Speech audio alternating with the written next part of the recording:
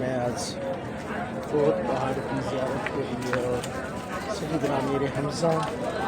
رضی اللہ تعالیٰ عنہ آپ کی بارگاہ میں سلام محبت پیش کرنے کی سعادت حاصل کر رہا ہوں،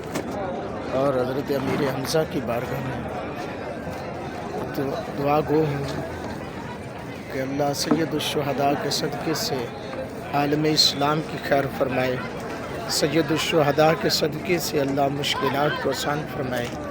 ملک پاکستان کی حفاظت فرمائے، سید الشہداء کا صدقہ ہر بیمار کو اللہ صحت عطا فرمائے، سید الشہداء کا صدقہ حضرت امیر حمزہ کا صدقہ اللہ خالق کائنات مالک ارض و سما تمام بہن بھائیوں کی، دوست احباب کی خیر فرمائے، اور میری دعاؤں کو